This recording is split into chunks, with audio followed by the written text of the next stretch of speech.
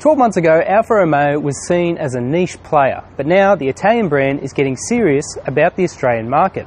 If you want proof, look no further than the MiTo Twinair.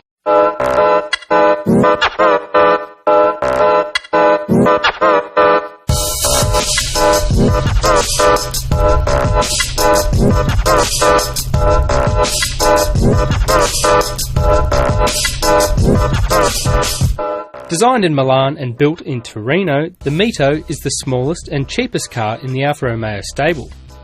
The Twinair model we're driving brings a new 2-cylinder turbocharged engine, the same found in the Fiat 500, and is priced from $22,500. And that's about an $8,000 difference from where the MiTo was priced about 18 months ago, and stems from the switch from a private importer to the actual Fiat Chrysler brand in Australia. The repositioning of the entire Alfa Romeo range is part of an attempt to make it more mainstream and bring it up to scratch with the likes of Audi, Mini and Volkswagen. The 875cc engine produces a respectable 77 kilowatts of power, returning a claimed fuel consumption of just 4.2 litres per 100. And while it's no sports car, the MiTo offers a healthy dose of sporty dynamics through the use of its DNA electronic system, which offers 3 different driving modes. It's hard to kind of perceive the difference between the 3, but most of the time we've sort of had it switched in dynamic because it is a little bit perkier off the line.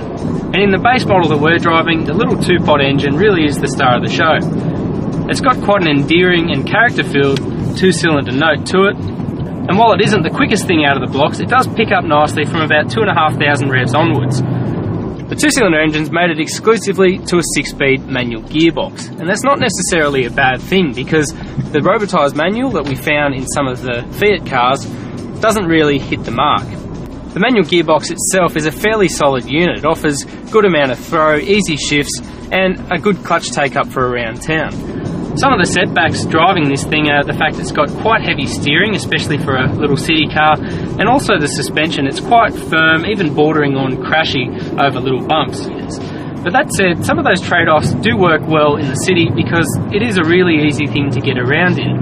And driving through Sydney at the moment, it's not hard to imagine this thing scooting the streets of Milan or Rome. At under $25,000, the MiTo Twinair is a bit of a budget affair inside.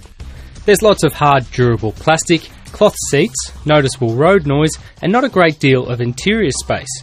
The boot is rated at 270 litres, but is fairly deep and narrow. That said, you can see some of the influence of the Chrysler Group takeover. There's the new Uconnect touchscreen system, which is a huge leap over the old monopixel system that was available in this car before. And there's also steering wheel mounted buttons. If you can see through the MiTo's quirks, then it's actually a pretty livable car and offers a reasonable level of Euro charm. The best part is the repositioned price, which should tempt plenty of aspiring Alfa owners into their very own Italian steed.